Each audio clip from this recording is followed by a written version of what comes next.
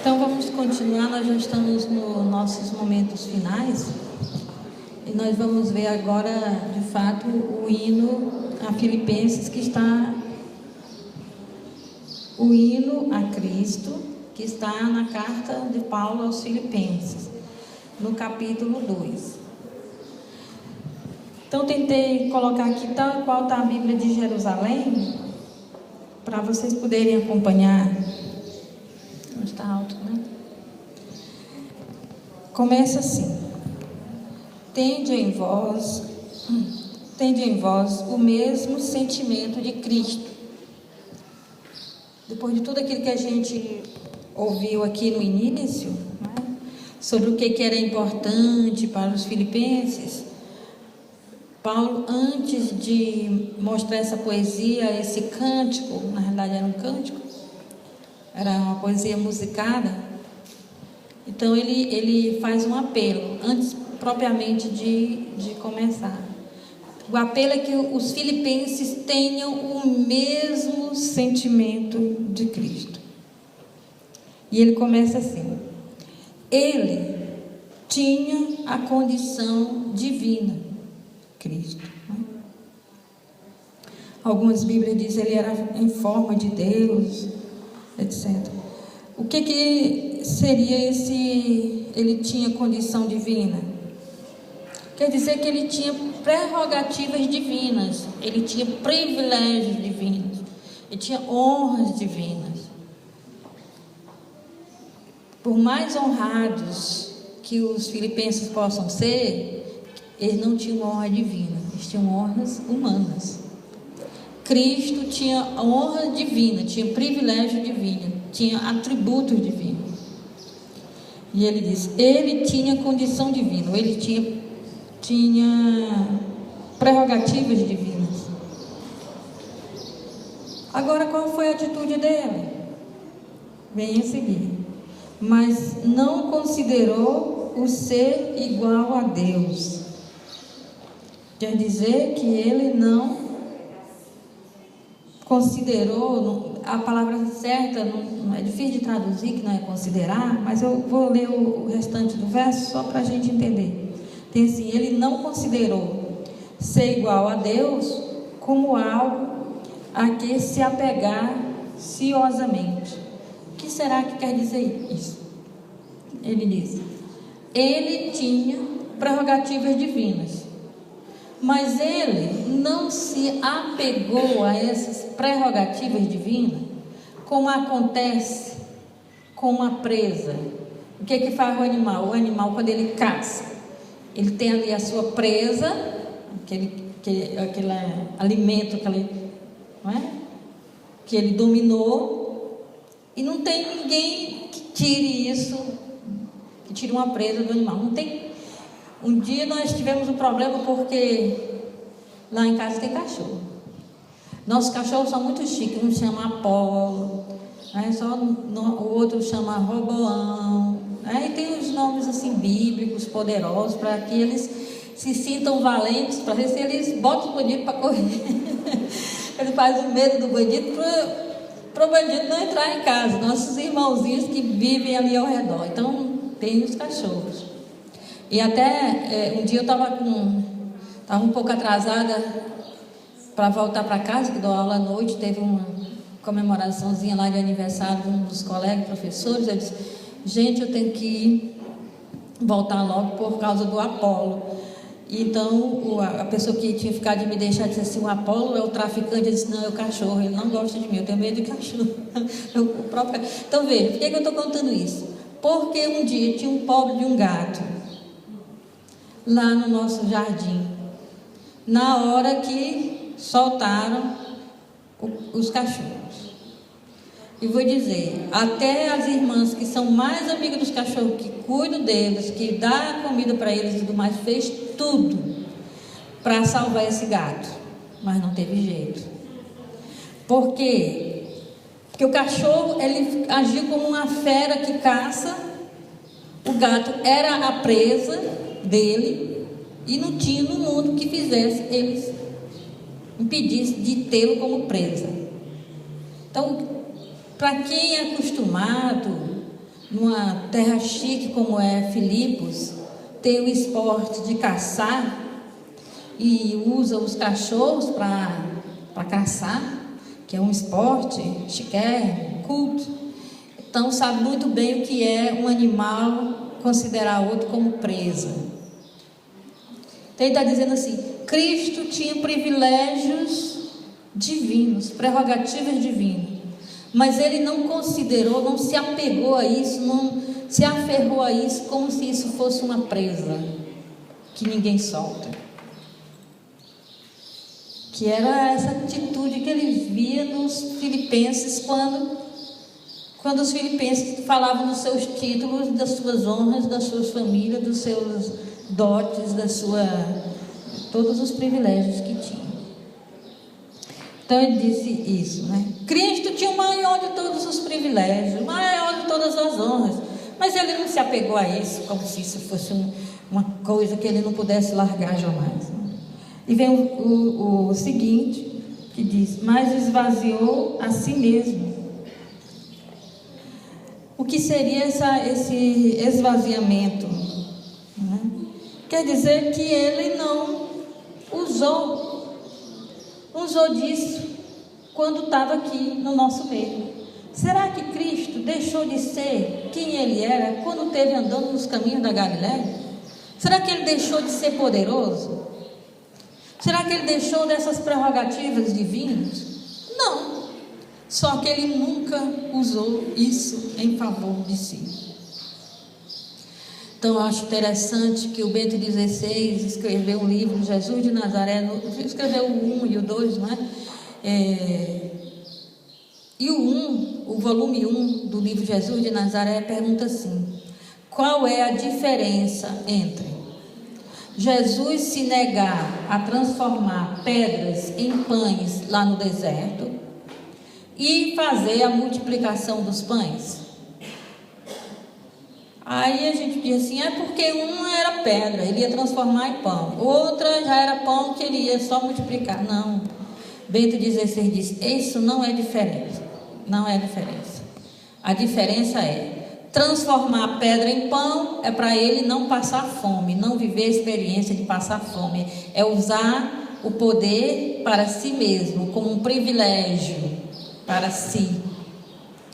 Multiplicar pães para os famintos não é para ele, é usar dos privilégios dele para serviço dos outros. Então Cristo abriu mão, ele não usufruiu do poder que ele tinha.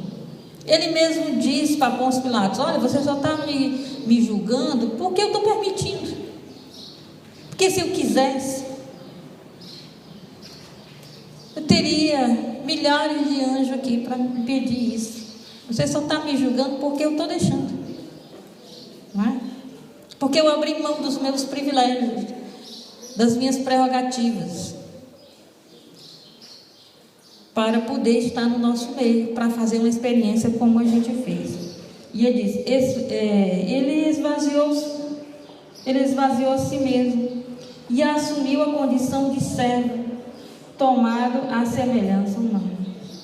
Então é interessante que abrir mão dos privilégios de Cristo não é só porque ele deixou de ser o rei do universo para estar aqui andando entre nós. É o tipo de vida que ele levou, não é só ser humano, né? A descida dele do mais alto para o mais baixo não é porque ele se tornou humano, é que tipo de ser humano ele foi. Um ser humano servo, um ser humano que esteve a serviço. Porque ele podia ter se tornado um ser humano com todo mundo servindo a ele, e já seria uma grande descida. Porque em vez de ser servido por anjos, ia ser servido pelos pecadores aqui da terra. Já seria uma grande humildade. Mas não é só porque ele se tornou humano, é porque ele se tornou um humano a serviço. Esse que é o sentimento de Cristo. Então vocês podem notar que Paulo pedagogicamente está influenciando a forma dos filipenses agir e pensar. Está convidando a agirem como Cristo agiu. E aí, ele se tornou um ser humano, quer dizer, ele, como que se pode traduzir essa parte que diz assim, tomada à semelhança humana? Quer dizer que ele era um ser humano como outro qualquer. Só que além dele ser um ser humano como qualquer outro ser humano, ele era um ser humano que servia. Jesus era tão assim, humano, tão igual a nós, que na hora de prender Jesus, não sabia nem qual daqueles homens era o chefe. Vocês sabiam que geralmente as pessoas que estão no comando, ela tem uma postura diferente, que na hora que a gente entra no lugar, a gente sabe quem é que está liderando? Nós agimos assim, a cor mais normal do mundo.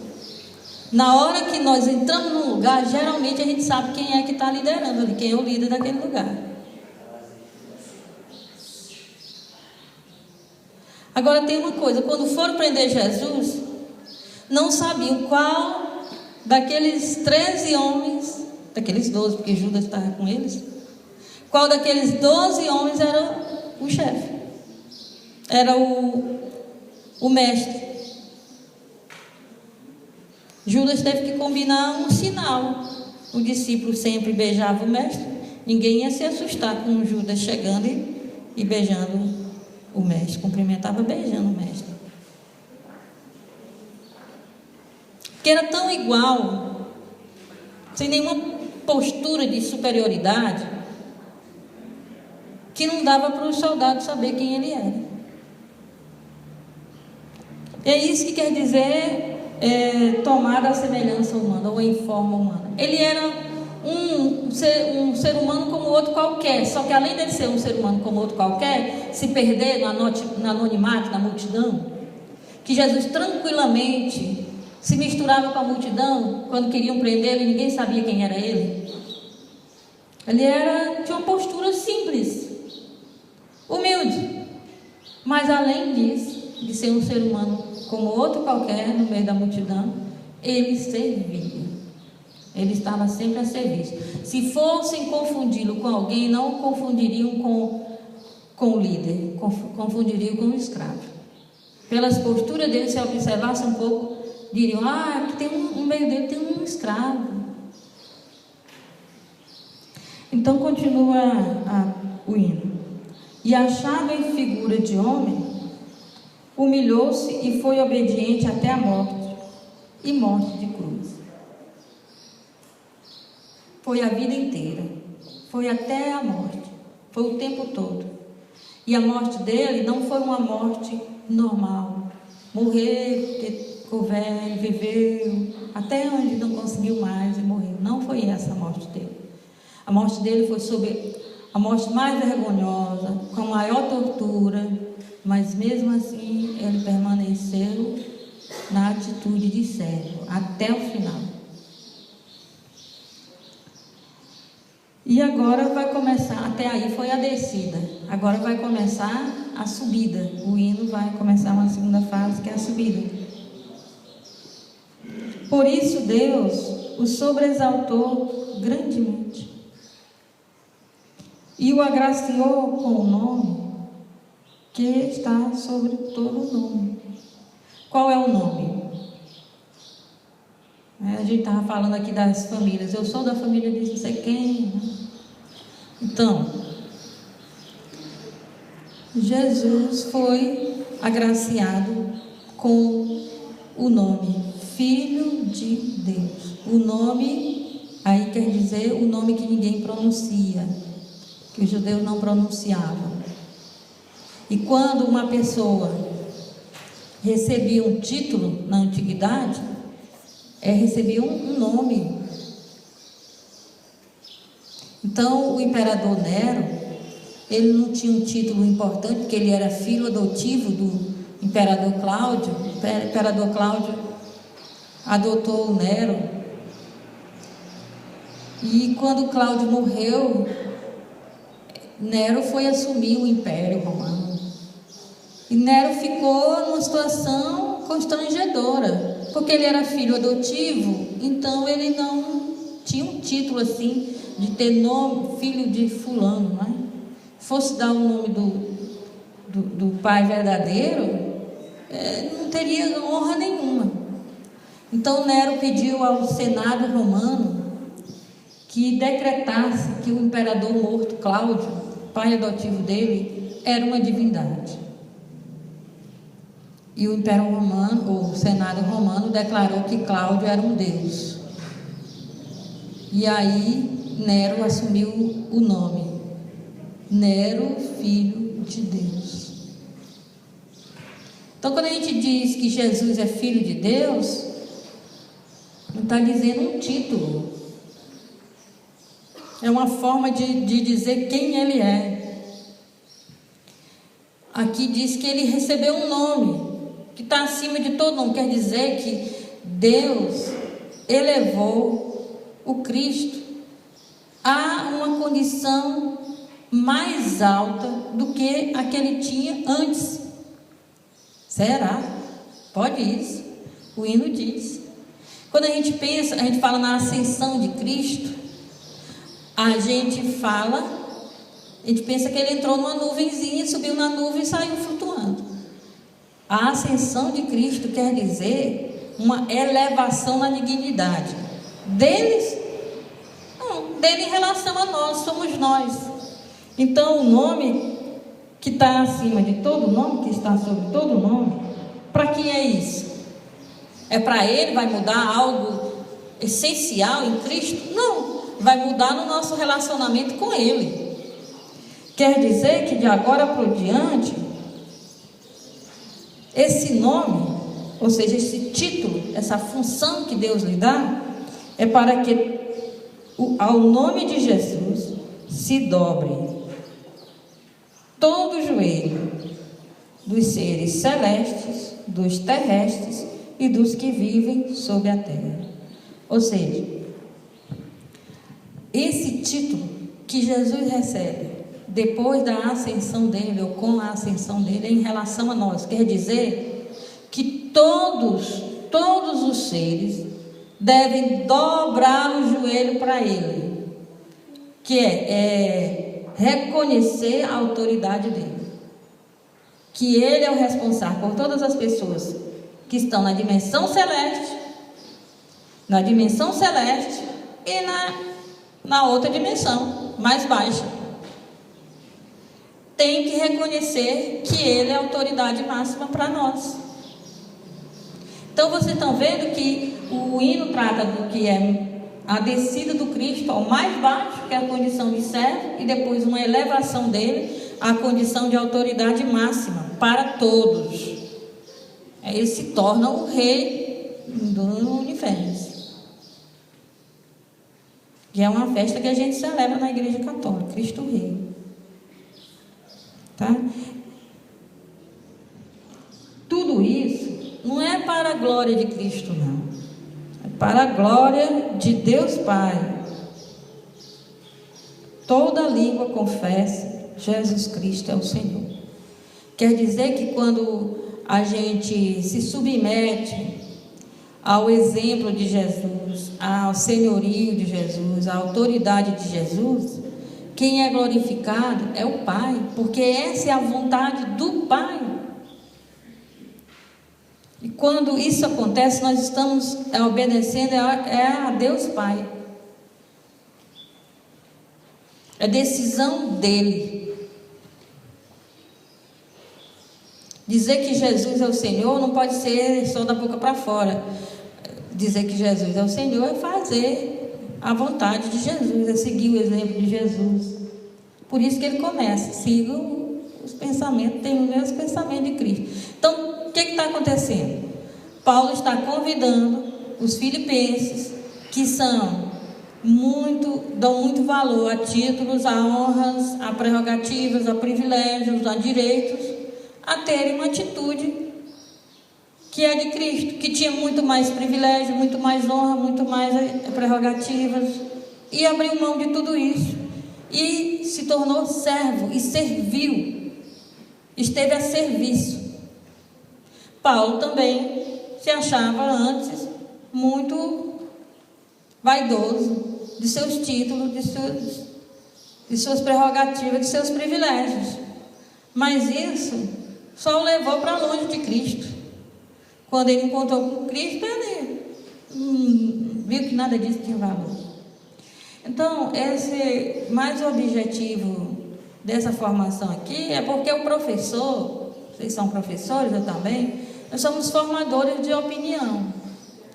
E chega na nossa classe, às vezes, pessoas ou que são de família mais abastada e se sente melhor do que os outros, ou mesmo não sendo de família mais abastada, mas tem muito orgulho, e desses orgulhos vem os preconceitos, vem a discriminação, vem a busca de se ser tratado melhor do que os outros. Às vezes o aluno se sente melhor, porque é até o mais santo, ou é o mais correto, como se não fizesse nada errado, e por aí vai. Então, da mesma forma que Paulo foi aproveitando uma situação, ele foi moldando, ele foi aos poucos falando ao coração dos filipenses e foi fazendo com que eles pudessem mudar de opinião. Então, é assim, nós somos muito responsáveis pelas gerações que vêm aí. Porque às vezes a gente acha que não tem valor nenhum para aluno. Mas aí lá no futuro, alguém nos diz assim: olha, eu fui seu aluno. Às vezes diz: ai meu Deus, não acredito, só faz besteira na vida, né? Mas outro, até aquele que faz besteira na vida, diz assim: ó, eu aprendi uma coisa com você que eu não... que mudou muito a minha modo de pensar. Eu podia ser muito pior, não sei o quê. E às vezes você vê que alguém deu certo e às vezes a gente nem fica sabendo de nada, porque o nosso trabalho a gente semeia e aí os frutos vêm depois, eles vão embora da nossa vida, ninguém nem sabe do que é feito deles. Mas a gente pode influenciar mal, ou a gente pode deixar as pessoas do mesmo jeito. Então, o nosso trabalho com alunos não é só um trabalho intelectual. Se a gente quer uma sociedade melhor, é um trabalho que leva em conta o ser humano por inteiro. E eu sei que ele tem em casa, às vezes, maus exemplos na família. Mas todo ser humano, ele é sedento por bons exemplos. E às vezes é porque que vê no professor o exemplo que ele está procurando, que ele se molda por ali. Então, nossa responsabilidade é muito grande, né? Então, essa era a nossa formação de agora de manhã. Eu me coloco à disposição de vocês para perguntas, não é? Que vocês sintam à vontade. Se alguém não gosta de se expor fazendo a pergunta, pode colocar também num papel e a gente recolhe todas as perguntas aqui e vê o que a gente pode fazer, tá certo? Porque é bom ouvir esse... Pode não ser pergunta, pode ser uma colocação, um desabafo, alguma coisa assim. Fiquem à vontade.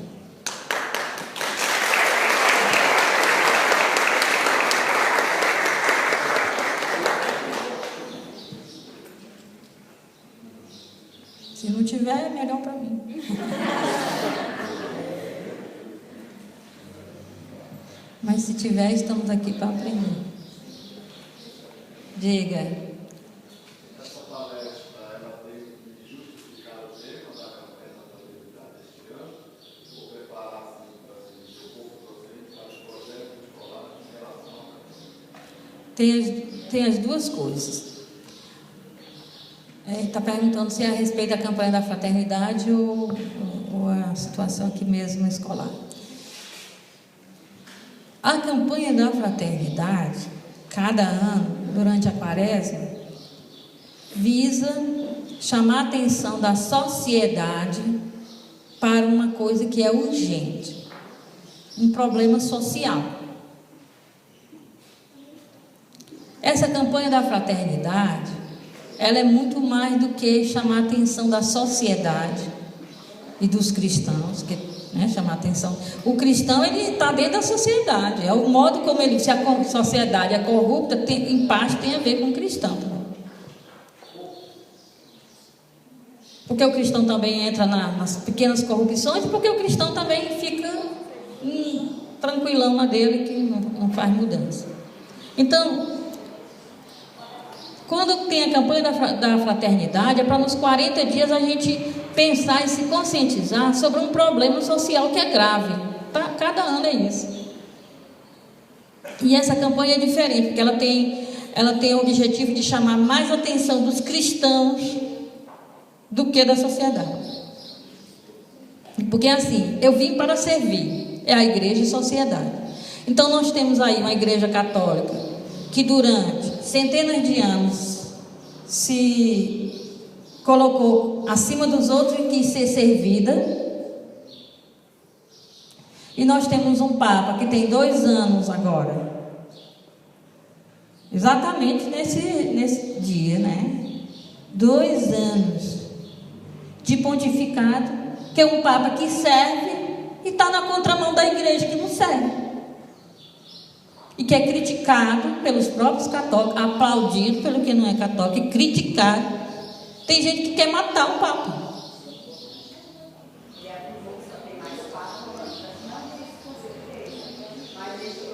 Ele diz que não quer um pontificado longo. Por quê? Porque todo bispo, ele é o bispo de Roma, todo bispo aposenta, quer dizer, fica sem condições físicas e também psicológica, porque vai entrando numa velhice que não dá para ter os problemas que tem que pelo menos dormir sossegado. Ninguém pode ficar em determinada fase da vida com tantos problemas assim para resolver. Todo bispo aposenta, para que venha um novo bispo e possa ter mais força. Por que o bispo de Roma não aposenta? É isso que ele diz. Para vir outro e... Só que eu acho que se vier outro, vem para acabar com tudo que ele... Eu confio no Espírito Santo, né? Então, é para chamar mais atenção da igreja, a hierarquia, a igreja católica, a hierarquia, e a igreja que são... Então, vocês são professores, são católicos.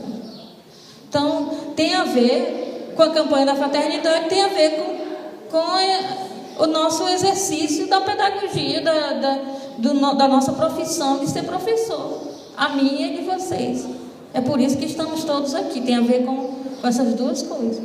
Tem a ver que se a gente não formar opinião, se a gente não investir mesmo na formação de uma geração mais humana, menos egoísta, menos intolerante, porque os que têm mais idade têm mais tolerância com o diferente do que os jovens agora, está uma coisa horrível. Eu dei uma palestra só para os jovens que foram para a Jornada Mundial da Juventude, viu, Papa? Então tem que ter o que fazer com esses jovens quando eles chegam na jornada. E eu usei na palestra uma música de uma banda de rock aqui do Brasil, para poder, banda de rock secular, para pegar a poesia que estava na mensagem e fazer uma abordagem a partir daí e ver como que a gente podia ser um ser humano melhor. Então eu fui falando do tema sem mencionar a música e depois disse, bom, tudo isso aqui está nessa música, passa a música aí. Aí passaram, né, do YouTube, a música. Na hora que a música terminou, um jovem de 15 anos estava na minha frente e disse assim, por que você colocou essa música do mundo aí para a gente ouvir? Só detalhe, a palestra era sobre a acolhida ao diferente. Então quem é que é? Eu disse, porque essa música é do meu tempo de juventude. Ela fazia a gente ter força para esperar um mundo melhor, porque a poesia dela é maravilhosa. E eu sou de um grupo de jovens que cantava direto essa música. E todos nós estamos bem resolvidos na vida. talvez as pessoas que escutem só música gospel, música das missas, música dos cantores carismáticos, depois não se resolvam na vida. É uma poesia falando do bem, falando de um mundo melhor. Não é do mundo. Não existe coisa que seja do mundo. O que existe é uma linguagem maluca travestida de música. Aí sim, mas isso não é música. Pessoa gritando frases soltas, pornográficas, isso não é música. Tá aí a Maria Bethânia que disse em 50 anos de carreira, estão tentando convencer o povo brasileiro que certo lixo é música. Mas é música. Então, uma poesia. Não é do mundo. É de Deus. Então, é uma palestra sobre tolerância, abertura ao diferente. Como é que esse jovem católico vai respeitar o amigo, o colega de classe que é evangélico, que é espírita, que é budista, que é ateu, que é não sei o quê, se ele não consegue nem sequer ouvir uma música, uma pessoa de 15 anos, uma música que sai no rádio, porque agora também, devido à qualidade das supostas músicas, tem muitas músicas dos anos 80 que estão aí, sendo cantadas pelos jovens. Como é que é? Então você vê que a mentalidade está ficando cada vez mais fechada. Então a gente tem que ter isso aí é de propósito. Eu faço essas coisas de propósito com eles, para ver a reação. Aí peguei essa fala e terminei, a metade da palestra foi um e a outra metade foi a partir dessa fala dele. Não é? Então, o que nós estamos fazendo? Que tipo de novas gerações nós estamos formando? Será que a gente sabe exatamente o que está acontecendo? Que pessoas estão expondo as outras na internet, estão expondo as outras através de celular, de WhatsApp. A calúnia está cada vez mais irreversível. Porque uma coisa era uma calúnia falando para 3, 4 pessoas, outra coisa, milhares de pessoas ficarem em questões de minutos informadas sobre uma calúnia.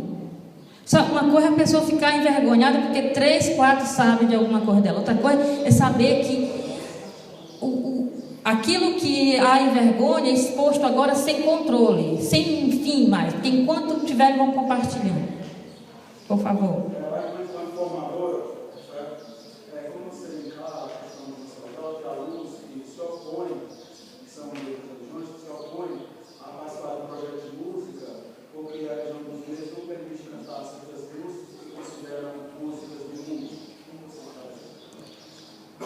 Olha, eu não posso corrigir a religião de ninguém. Eu só posso, a única coisa que eu posso é trabalhar com as pessoas da minha própria religião, porque um jovem católico que diz que uma música, uma poesia de amor ou de amizade é coisa do mundo, esse jovem não sabe o que a Igreja Católica pensa. Então, o que acontece é que ele foi formado, a cabeça dele foi formada por péssimos católicos. Porque não tem nenhum documento oficial que diga isso. Ou que uma pessoa que tem uma autoridade na igreja não possa ouvir certas músicas. Eu estou falando de música, de arte. Isso nunca existiu na Igreja Católica. Nunca. A Igreja Católica sempre foi aberta às artes. Sempre. E essa onda de jovem católico, porque esse era católico, dizer que a música que eu tinha colocado era a música do mundo, não era da igreja, Isso aí é uma influência não católica, neopentecostal americana. Isso tem nome, faz parte da história geral, de como a turma pentecostal, de igrejas pentecostais americanas, se fecharam ao mundo na década de 60, com a liberdade sexual que o mundo foi ganhando, e aí eles se fecharam, e se fecharam para tudo, e aí eles vieram, ganharam outras regiões, chegaram ao Brasil e influenciam pregadores católicos que estão fazendo a cabeça dos jovens. É isso que eu tenho a dizer. Isso não é uma postura oficial da igreja. Não tem nenhum lugar da igreja que diga que as artes são do mundo, não são de Deus. Muito contrário. Quem sempre fez a arte na igreja foram os artistas que às vezes nem eram cristãos. Então, eu tenho a corrigir o jovem católico, porque a minha igreja não diz isso. E se ele diz, ele não está seguindo o que a igreja diz. Ele está seguindo determinados pregadores de doutrina que querem ser mais católicos do que o Papa e dizem isso. Mas não existe em nenhuma orientação oficial da igreja que exista música, arte, que fale de amor, que fale de amizade, que fale de um mundo melhor, que eu não posso ouvir porque é do mundo. Isso não existe. Agora, se esse jovem é de outra igreja, ele é regido pela outra igreja, pelas normas da outra igreja. Quem sou eu para me meter nas normas da outra religião? Agora, o que eu posso fazer para ele é convidá-lo a ter uma consciência crítica, pensar e ver se na Bíblia isso existe. Porque quando eu vou ensinar a matéria dos salmos, tem lá o salmo, e lá no início do salmo tem assim: conforme a coça, não sei o que lá. Que é isso? É uma música profana, uma música não religiosa, uma música de amor, que todo mundo conhece a melodia, e o salmista está dizendo: eu quero que cante essa poesia naquela melodia da música de amor que todo mundo conhece. Isso está diretamente na Bíblia. Tem vários salmos, tem uma indicação lá de uma melodia não religiosa, de uma música não religiosa, que deve ser usada para cantar o salmo. Na Bíblia. Então eu posso convidar o jovem da outra igreja eu posso dizer isso para ele, mostrar isso para ele, e convidá-lo a usar um pouco os neurônios. Agora, o jovem católico, eu só posso dizer: meu filho, isso não é uma orientação da igreja. Talvez algum pregador famoso tenha dito isso na TV, mas não é a orientação oficial da igreja. Diga.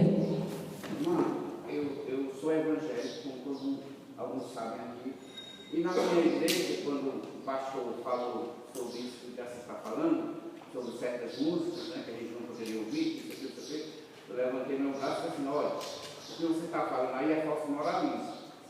Por quê? Sou eu que pago minhas contas, sou eu que comprei minha TV, sou eu que comprei meu aparelho de som, eu escuto e assisto na minha casa o que eu quiser.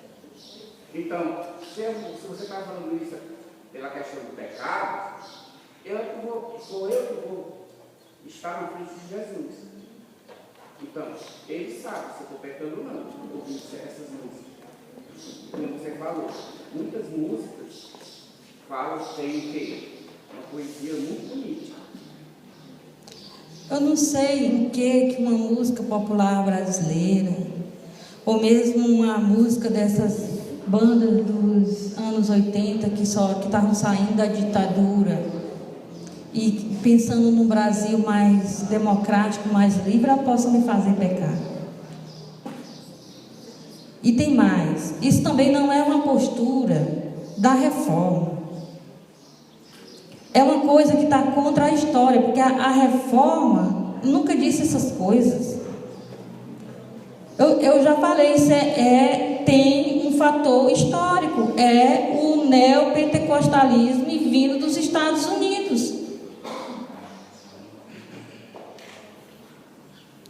Então, eu vejo assim que eu sou do diálogo interreligioso, tenho em Belo Horizonte todo ano um encontro com amigos que são amigos pessoais e também são estudiosos de diversas religiões, não só cristã, mas fora do cristianismo.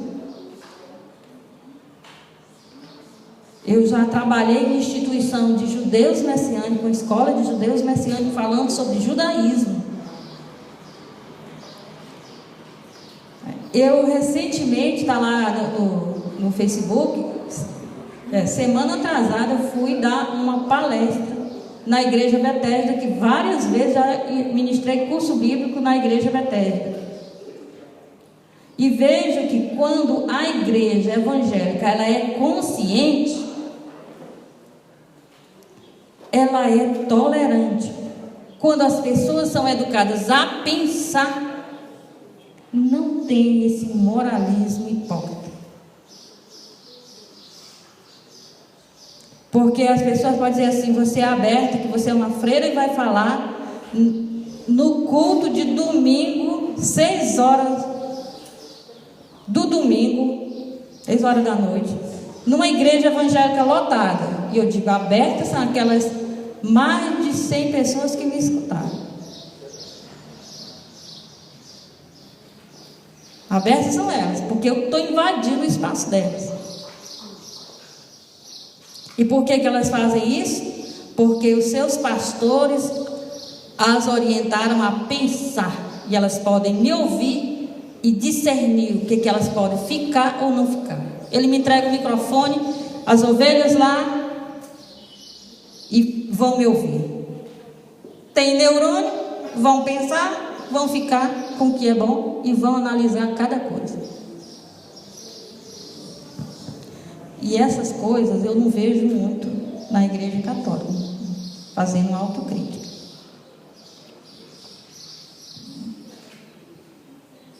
Então eu acho que há uma dificuldade, já quem está falando dessa coisa de usar os neurônios e pensar, há uma dificuldade, já encerrando, né? Nas gerações atuais, que é de reflexão. As pessoas não estão orientadas mais a refletir. Elas têm dificuldade de produzir um texto, elas têm dificuldade de expor um tema, elas têm dificuldade de fazer uma redação. Nossa, parece que a redação é o bicho-papão do Enem, do vestibular. Porque as pessoas não estão com dificuldade de refletir, de elaborar um pensamento. Porque se o pensamento existe, eu coloco no papel. Se não dá para enxergar o papel, porque eu não consigo. Não consigo, não está na minha cabeça. E que esforço é esse? Se nós temos neurônios. As pessoas mais simples, às vezes sendo analfabetas, conseguem fazer uma reflexão. Tira um texto bíblico e a gente fica besta. Vai num círculo bíblico com as pessoas mais simples. Aí vai as pessoas que têm nível universitário não conseguem.